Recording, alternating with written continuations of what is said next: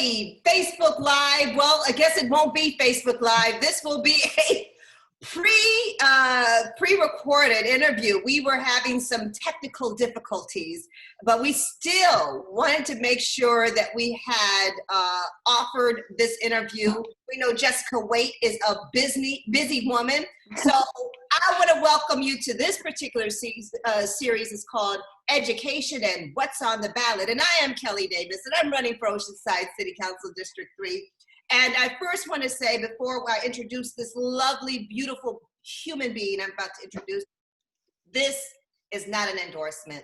This is me knowing that we have this amazing restaurant here in Oceanside called The Plot. And they're here in the 3rd District. And part of our campaign is to support local businesses and hear from not just our businesses, from the workers, from our community, all the people who are doing just cool and amazing, yummy, great stuff. So Jessica Waite is on our program from The Plot. Venus first told me about this woman because she joined a virtual meeting, and Venus will share where that meeting is. And she said, Kellie, you have to have The Plot on. I said, Venus, if you recommend someone, of course we're going to have them on. And it's, since she has this plant-based, no-waste restaurant, and I've been a vegan for a little bit, I've been turning more vegan. So I said, you know what? I'm going to go down there. All I got to say, you got to try the chronic. So without further ado, let me welcome the amazing, the yummy, the talented, the Miss Plant-Based, No Waste, Jessica Waite. How are you? I'm so good. How are you doing? I am doing Thank you. Good. I'm so glad. Thank you so much for having me today. This is an awesome conversation to be a part of, and I'm so grateful that you're taking time to feature business owners and people in the community who really care and are working really hard to just make Oceanside as awesome as it can possibly be. Yes, and we, first of all, I have to say, let's make sure we get top of show. Venus, obviously we won't be able to share the menu right now because we usually do that on Facebook Live. We'll have to do this all after we post. But talk a little bit about who you are, Jessica, why this restaurant, why Oceanside, all that good stuff. Yeah, absolutely. Well, The Plot is not my first restaurant in Oceanside, and we have Wrench and Rodent and the Wet Noodle right down the street, which we opened, 7 years ago now. My husband actually came back from working in La Jolla in 2004 to open the fish joint in Oceanside. So he has been doing business in Oceanside for so long now. Hold on just a sec. Come here, bud.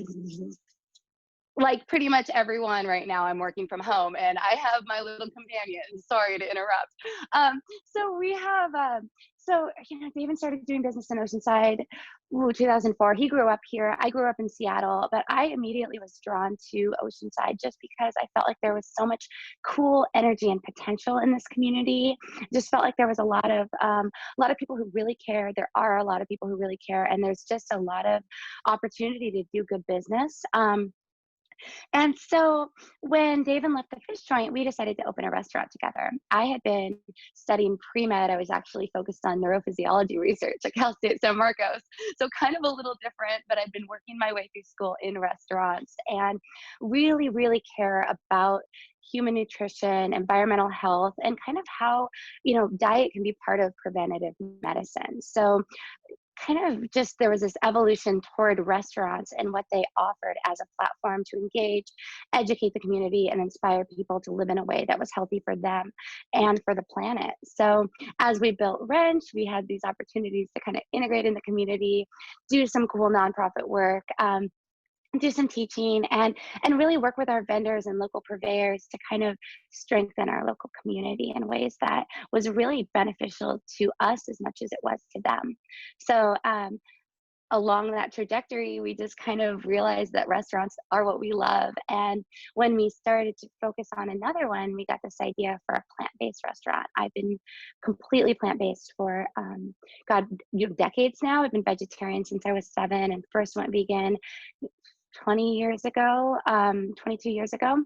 So there was just this opportunity to do something with plants My husband David is a super creative chef, and he's been making me vegan food since we started dating. So we just got this idea, and when we started looking for a place, it was super awesome because the realtor found a location that was a block south, no, north, a block north of our current restaurants. So it was a dream come true to be able to build another restaurant that was right down the street. So I'm literally running back and forth in an alley at work all night. It's my alley. So yeah, there was just kind of this cool evolution, hugely supported by the people of Oceanside and the city also, as we set some goals for, our zero waste mission and everything that we really, that's really important to us as a business. Yeah, and I have to tell you, before I started, before I threw my hat in the ring, as they say, I was really impacted and troubled by the events in June, and I knew my life had shifted and never would be the same. And we talked off of this recording a little bit of why I went and got why I had to go and get Venus. And during that period of time, I changed my diet. I mean, I dropped 20 pounds. And I just started juicing because I cleansed because I was like, okay, if I'm going to run, I want to make sure God, do you want me to do this? So I really did sort of a juice fast. I prayed and meditated on it. And I found, one, we were creating less waste. It was all, our garbage wasn't as full. And then shifting, obviously, the diet, I was diagnosed with fibroids. And I was copious amounts of water, doing the juicing. And yes, I was going to acupuncture, and I was also going to see a colon hydrotherapist. So yes, it was a combination of things, but my fibroids shrunk. Now, again, I haven't gone to, back to my doctor, but you can, as a woman, you can feel it. And even the acupuncturist says, yes, they have shrunk. So I just want to piggyback on your restaurant and being able to have restaurants like yours. So with your plant-based, no waste restaurant, I want you to speak about the no waste part, because I was kind of like, how does that work? Yeah, and it's funny because I have to give a shout out to Colleen Foster, whom I love, who invited us to speak at the California Resource and Recovery Association Summit in 2017. And it was as a keynote speaker in front of 800 people. And of course I said to David, oh, you go, honey, you'll be great at this, because I was too terrified.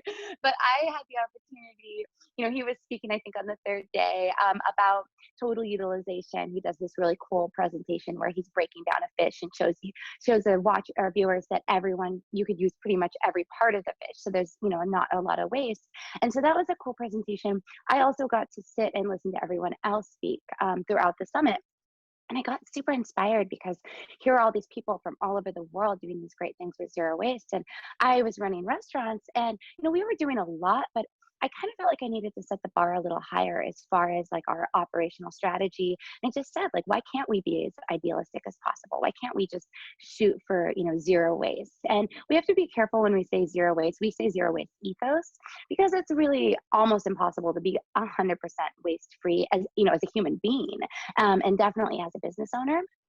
But, it was for us, we just kind of said, like, okay, what can we do? Let's look at every aspect of our operations as a business, and what can we do to minimize waste? And what can we do to, first utilize everything that we bring into the building to its highest potential? Like, let's use, the stem, the stalk, every part of the plant before we even consider how we discard it. So that ties in a lot to our menu, and I can walk you through different menu options where you actually have cross utilization, you have total utilization of a plant, but then also, like, how do we dispose of this? And if there are byproducts, or when we have post-consumer, things that people left on their plate, like, what do we do with that? And for a long time in Oceanside, it was really challenging to find a composting solution. And we tried a little bit of everything at Wrench and Rodent. We would send the scraps out to a friend who had pigs, and we started this Bokashi program, Bokashi composting, where you're putting your scraps in 5-gallon containers, and you're putting this grain and you're sealing it airtight, and that starts to ferment the food scraps. And we were sending them out to a local farm. So it basically processes the food scraps. And so then they could be integrated into the compost. And so we were basically doing that at the plot until a couple of months ago, when the city of Oceanside got their food scrap recovery program underway. And that was probably the video that Venus saw me in, talking about how we've been integrating that. And that was just such a huge, I mean, it was the best thing I could have asked for from the city. So now we have these giant food scrap bins, and any of our food scrap waste can go into the bins, and the city comes and takes them and composts them and takes care of them for us, which has been a huge relief. And it also helps basically any restaurant make huge gains toward their any zero waste efforts they may have. And even if they don't care, they're still, all of their food scraps are still going into this responsible disposal method. So that's a huge part of the zero waste mission, is just what do we do with the food scraps, and then how we prepare the food. Also, you know, one of our first benchmarks was nothing that comes into the restaurant is destined for landfill. And so we do our best to find solutions that basically reuse packaging, send the packaging back to the vendors. If there is any past packaging that can't be recycled in our commercial recycling bins, we send that to TerraCycle, which is a recycling company that finds solutions and sorts for, you know, the shiny plastics and the things that are challenging. So it's not perfect yet, but we're really just trying to look at every stage of our operations and find better solutions. That is awesome. We had Lisbeth Vega on our program. She works with companies, like you're saying, about the no waste and how to strategize eco-friendly strategies and sustainability. And I just have her in my head now, because I am definitely, the next time I go and get the chronic sushi down at the plot. Let me just tell you, let me paint a picture for you. You go over to community yoga, get your yoga in, head down to the plot just for a little light meal, a little sushi, a little something, and then head on down to the beach and just make a day out of it. See, let me just paint a picture for you, Oceanside. What we talked about before, and Venus, I'd like you to chime in after I ask this question.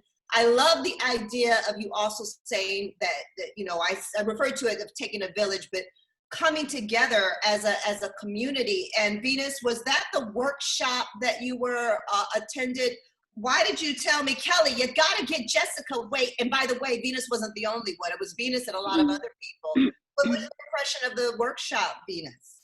Correct. That was most definitely the workshop that I was on. And for one, I was so moved by the city taking an effort to be more eco-friendly. I love to see initiatives like that on such a large scale. So to see the city putting in a true effort to be a part of the Zero Waste Initiative was amazing. And then also your presentation was absolutely wonderful. And I was just blown away by how strategic you guys were in making sure that you guys were as zero waste as possible, as eco-friendly as possible, and as mindful about all of it as possible. And so to me, you know, a lot of it is just about education. And a lot of people simply just don't know that they can be more eco-friendly. They don't know that they can, you know, support environmental justice a little bit better. They just don't know. And when you know better, you do better. So to see you, you know, perfectly articulate why your company wanted to be more eco-friendly and how easy and accessible it was, especially given the new mandates from the city, was awesome. So I thought I was simply educated a little bit more. I didn't even think about, oh, what are restaurants doing with their waste? You know, it doesn't cross the normal mind at times. So to educate me and for me to be so moved, I was like, you know what, I gotta spread the wealth. We have to educate some more people so they know. And you never know how those small initiatives that you take in your restaurant can transform a home. And now your household is being a little bit more eco-friendly and more conscious about how they're spending their waste. So that's why I was moved, and we had to have her on our show. And I want to say this, Jessica, you know, Venus was part of the high school students that were out on the pier there with the Oceanside Cat Plan in its first iteration. So one of the things that we have done in our campaign is making sure that we include our young people, all different kinds of perspectives. I mean, there's true social equity on our campaign. And she has been helping me, you know, with shifting my mindsets. You know, the environment and the eco-friendly initiatives are a big part of our campaign, but I just want to let you know that we have a champion of environmental initiatives with Venus Johnson. So thank you for that, Venus. And Jessica, this idea of education is part of what we're talking about, and feeding the evolution. Oh, that sounds cool and sexy, Jessica. How did you come up with that? Speak a little That's bit so about funny. that.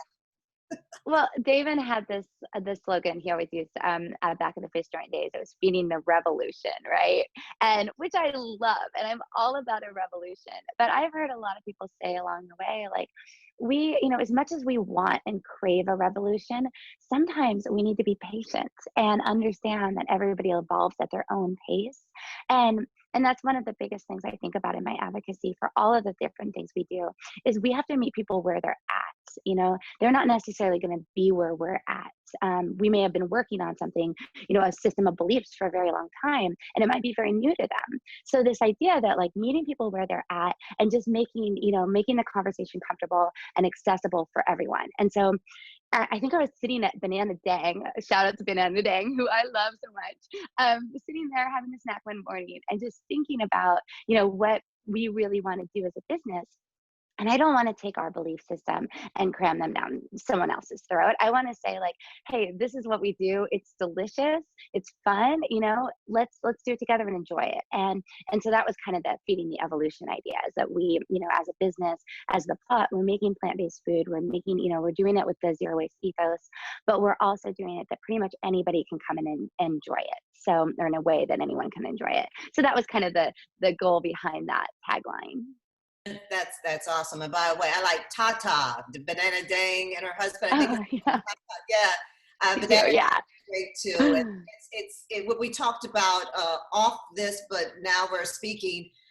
The community of Oceanside, that we have some really cool people doing some evolutionary things, and that I've noticed, even by me talking to, whether it's Dinah or you or Lisbeth, Sarah Spinks, you know, it's like Mhm. the community of people who are really about community activism, but in a way that is very useful, practical.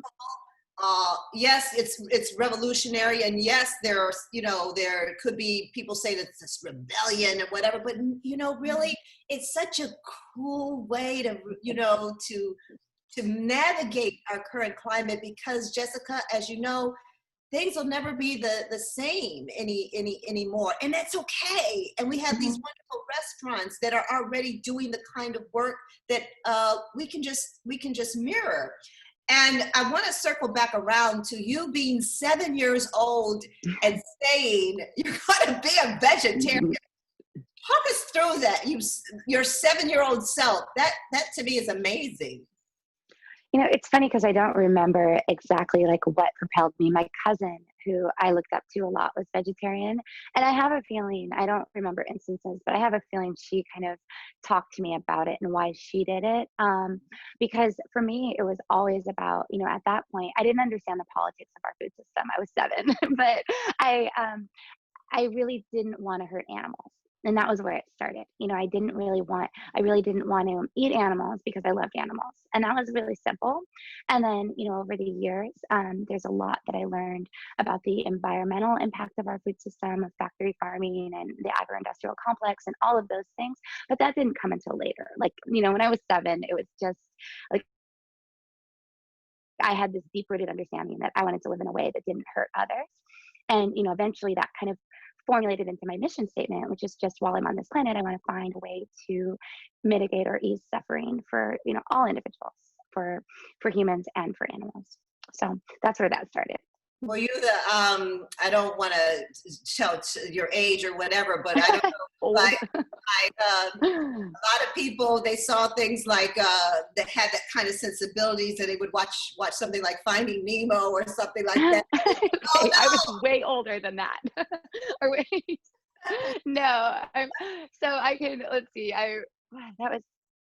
that was 32 years ago. So anybody could do the math if they want, 31 years ago. Okay, I don't know how old I am, but yeah, it was a while ago. So it was a little bit pre Finding Nemo, but Yeah, it's just, and I think, I mean, the same thing. We all kind of evolve in our belief systems and our preferences, and we just kind of take this journey, and that's why it needs to be like when we're looking at other people. I think the inclusivity is such a huge part of it, and the understanding that again, everybody's like where they're at, and we just need to be respectful of that, and we need to be patient. And I have to say, because if it's seven, read your bio, obviously, so seven vegetarian. And for those people who still don't understand, can you just speak to what the difference between being a vegetarian and a vegan, because you became a vegan at 15, according to your bio there. Yeah. And if you were in Seattle at the time, how was that easy to do? Because sometimes when people want to change their lifestyles, if it's, some place that's a little bit more progressive or maybe a little bit more cityfied, as people might say. So if you can also speak to what the difference is between vegan and vegetarian, and how at 15 you were able to be a vegan, and was it easy? Okay, yeah. So there's some differentiation that's happening. And so vegetarian, as I understood it when I was young and still understand it, was just not eating meat. So I didn't eat beef or chicken. And I didn't eat, for a while I ate fish, which would technically be pescatarian. So and I started to understand the differentiation. I dig in and learn a little bit as I grew up. So for a while it was no chicken or pork or beef, but then, fish and plants, and I would eat cheese and things like that. And then vegan, as I understood it at the time, by the time I was about 15, that is no animal products at all. So there's a kind of, some vegans eat honey, some don't. That's a conversation point, but everything else, no cheese, no milk, no, dairy of any kind, nothing with a face. So that is the vegan. Now, later in life, I started to understand that there's a philosophical kind of journey with veganism. And so a lot of people are saying plant-based if their diet is just completely plant-based, but they're still doing things like wearing leather or using makeup that has been tested on animals. So that's when the differentiation gets a little bit more complicated. So a vegan lifestyle is one completely devoid of any animal products integrated, or a plant-based diet, and this is a differentiation I didn't learn until probably 5 years ago. A plant-based diet is just purely plant-based, but you still might wear leather shoes or whatever it is. I didn't know that when I was, 15 at that point. I probably still wear leather shoes, but I was eating completely what I would call now plant-based, and it was not easy. So my family, we didn't go out to restaurants a lot. So I didn't really have that experience. I did when I was probably about 15 or 16, sorry mom, start sneaking over to Capitol Hill in Seattle, which was an area that was really forward thinking and gritty and fun and kind of counterculture. And so my favorite thing was sneak over there and drink coffee at Cafe Vivace, which I was actually just there a couple days ago, and they're still there, and I love them so much in Capitol Hill. But I would sit there and watch the world go by, and that was so I was kind of integrating myself into a scene that was definitely a little bit more counterculture and a little bit more kind of activist. So that was probably influencing me at the time. But as far as eating the plants, it was like, okay, I could go to Starbucks and I can get a soy latte, and I knew that was safe. Like, that was easy. But at home, I was reading a lot of different labels, and you just kind of piece your meals together. And I don't know that it was always the healthiest thing. And that's another part about veganism or eating a plant-based diet. Just because you're not eating meat and dairy doesn't mean you're eating a healthy diet. You need to make sure you're getting a broad range of fruits and veggies and all of the things that are healthy, and not integrating that kind of processed food into your diet. So there was still a lot of learning for me in order to make it a health forward, whole food, plant-based diet. Yeah, I can just imagine, and piggybacking around to the diet. I have the woman that co-produced when we brought Between Shifts, a award-winning short film I brought here to Oceanside, and Jamie Sadnor, who is going to be joining Venus and I on a creative process tomorrow, Facebook Live, with this guy named Aaron Henney. She is an advocate to eliminate all the sugar out of your diet, because white sugar out of your diet. And it's amazing how diet can truly, truly impact, change your moods, something like just eliminating white sugar.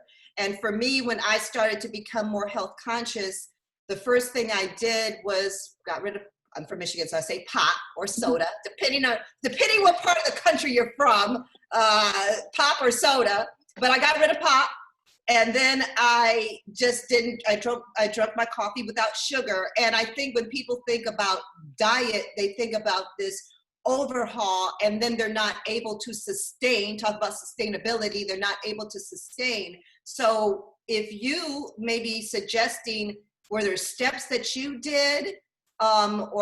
Is there steps that you would encourage others to do to listen? It's environmentally friendly to be more of a health conscious eater. So what are your Yeah, I think probably the most important lesson I learned really young was just listen to my body and respond to it. And I eat pretty clean and I live pretty clean. And you feel it really quickly when you eat. My husband still eats meat, but he tells me after he eats meat, he'll be like, oh, I felt that. He doesn't have the same amount of energy than when we eat really plant forward.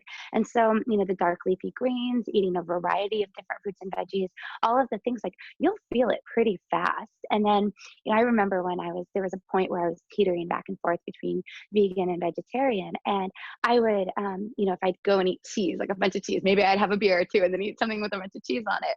Oh my God, I would feel it. I would, your body, my body personally didn't love it. So I think that's a huge part, and then also, like, eating what's fresh and local in your neighborhood and in your kind of geographic region is really fun too, because making your food journey kind of about exploration and about curiosity.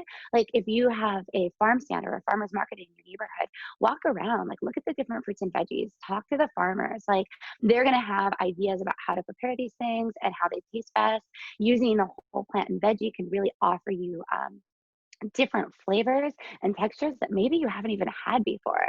So just not being afraid to dig in and be creative, see how you respond to it, how your body feels. Like, I know there's a million theories on the best way to eat for your body, but my best advice is just have fun and explore it and get creative. And I think, like, it's probably the best thing we can put our attention and energy into is taking care of our bodies and keeping them strong, because, like, the way we feel dictates, like, our entire experience of the world.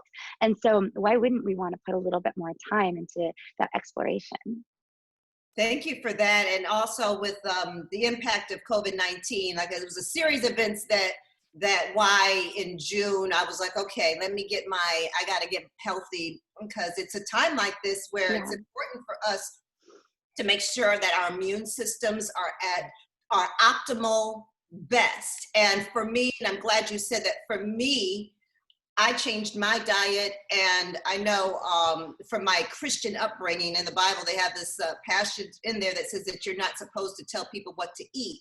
And so and I certainly want to offer that I'm not telling people necessarily what to eat, but I think what you and I are encouraging, I love the word exploration, and that you listen to your body. You get rid of maybe dairy, and then you see what happens. I know that a friend of mine got rid of all the dairy in their diet, and all of a sudden her allergies didn't come as severe or as much. And then when she changed her diet further, she completely doesn't have those allergies any longer. And I think it's also good to have this conversation, whereas my mother, totally old school. I was raised by an old school Christian woman. So her thing was to make sure whatever the government said, that's what you did. So the food experiment about the dairy, I think it was veggie, milk, and dairy. She used to say, drink your milk, Kelly, drink your milk. And I remember being at a young age, I was like, I don't really like milk, but my mom was telling me I had to drink this stuff. And I think maybe just a little bit before we close out, what do you do when you feel like that food is a conversation, and changing our attitudes around that? How did it go for you in your community and your set of friends and peers as you evolved? Well, I've just had a lot of people tell me that I'm not the kind of vegan that they feel is pushing things down their throat. And I'm not using the word vegan anymore, because I feel like it's just gotten a little bit, it's challenging because some people say like, how can you be vegan and own restaurants that aren't plant-based? Which is, it just kind of goes to my belief system about what we're doing at our other restaurants. So I just say plant-based, and I say plant-based regeneritarian a lot, kind of jokingly, kind of not, because regenerative agriculture holds so much potential for helping, sequester carbon and then also restoring nutrients in our food. And, when a lot of the nutrients have started to not exist in our food that used to, just because of our farming practices. So I just kind of say like, let's to each their own, but let's offer them some really great options along the way. And then have the conversation when they come to me about it. Like if somebody asks me why I'm doing what I'm doing, I can tell them, and I can tell them what I believe in. But I also think that, we don't need to be in separate camps. We can all just understand that we're in our place. We can learn from each other and just be really supportive of everybody. Like, yes, of course, I want to see factory farming go away. Absolutely. And I think it's horrible for the environment and human health, and that's great. I'll say that. But, my friend who comes along and says, hey, I'm really into, a more sustainable style or humane style of raising animals, like I'm going to say, heck yeah, get involved in that, learn, and then maybe along the way they'll decide to go plant-based, and that's great too. But I feel like we just need to really be each other as we explore, like you said, and I love that. And as we kind of dig in and learn about what our bodies need. But the most important thing we can be doing for our communities is to encourage growth and integration of food back into our communities. And that's a huge mission of the plot too, and Wrench and Rodent and the Wet Noodle, is so how can we support the farmers that are growing in our communities? How can we grow in our communities? Because a community that grows its own food, we saw the vulnerabilities of our food system in COVID. We saw how quickly those supply chains could be disrupted, and we felt the fear of what happens if our grocery store shelves are empty, and that's terrifying. And that was something that really got brought up. This idea of we know how to grow our own food, if we are friends with our farmers and we're supporting them. We say support our farmers. Really, they're supporting us. They're growing food for us. But if we continue to financially support them in a way that they're viable in good times, then when in bad times, when there's a global pandemic or anything else that threatens our food supply, they're there for us, and we can have good, healthy food. And so, I always think about resilience in local communities. But like, how do we integrate food in our communities in a way that we can all be supported when we need it? And that's something that we're doing at the plot, even with our, we have this little lot in the back of the plot, our back parking lot, and we have a full regeneratively managed garden back there. We have a local farm, Community Roots. Bianca and Jamie come and they manage the farm, and it's super, super awesome because our community, when they park to come to eat at the plot, they could see food growing that comes onto their plates, and then our chefs and our servers can go back there and they can pick, and they can understand that food isn't something that comes from far away. It's something that can be produced in our communities. So that's exciting. I don't know if I just totally veered off the answer to your question, but I got excited. Sorry. No, that is awesome. And I already know, hey, Venus field trip, we have our, so we're going to come back and we are going to totally come, and I'm going to introduce Venus to the Chronic Sushi at the Plot Restaurant. You got to give your stuff some. I was joking with Venus after I said, yeah, I love the Chronic. I said, wait a minute. Let me make sure that I say Chronic Sushi at the Plot Restaurant. And I love this regenerative, what did you say here? Regenerative garden and agriculture? Is that what you use? This is the first time I've heard this term. Okay, so regenerative agriculture is just this idea that by restoring the microorganisms in the soil, creating healthy soil and soil that's alive, it helps to draw down carbon from the atmosphere. And then it also puts nutrients back into our food in a way that a lot of times depleted soil, I heard a statistic, 10% of the nutrient value our food used to hold because of what we're doing to our soil when we do this, monocrop farming that would pumping pesticides and everything else into the soil. And it's really depleting the nutrients that we would get from a carrot or from, a turnip or whatever else that we're eating. And so when we really work to restore the health of the soil, and this is just the rundown 30-second version, but it does so many great things. It helps to hold on to water, and it helps to hold on to nutrients, and it brings down soil or carbon. But I think the best thing I can do right now is recommend, it just became a movie. It was a book. It's called Kiss the Ground, and it's on Netflix. So I think everybody, I would just say, watch Kiss the Ground. We're doing a screening of it at the Plot next week. It's already sold out, but it is on Netflix. And that is the best way to get acquainted with the idea of regenerative agriculture and all that it holds. Okay, and the name again, Venus, did you copy that name down? What's the name of the movie? It's Kiss the Ground. Kiss the Ground. Got it. Uh-huh. Okay. So, I mean, we could talk for long. We got to let you go. You're a busy woman. We're running right, 30 minutes or more than up, I'm sure. But I just can talk to you. I'll just have, you know, if you want to talk to Jessica or Davin, visit the Plot restaurant. They have more than just chronic sushi on the menu. It's just one of my favorite things to eat. And I tell you, we're right there. Jessica, just give them again where you're at in the District 3 area here in Oceanside. Where are you? Yeah, absolutely. We're at 1733 South Coast Highway. So we're just right north of Cassidy Street. And then our other restaurants, our sushi restaurant is Wrench and Rodent. We have the Wet Noodle, and those are just south of Cassidy Street on South Coast Highway. So we're right in that little block. And then you can follow us at the Plot Restaurant on Instagram and Wrench and Rodent on Instagram.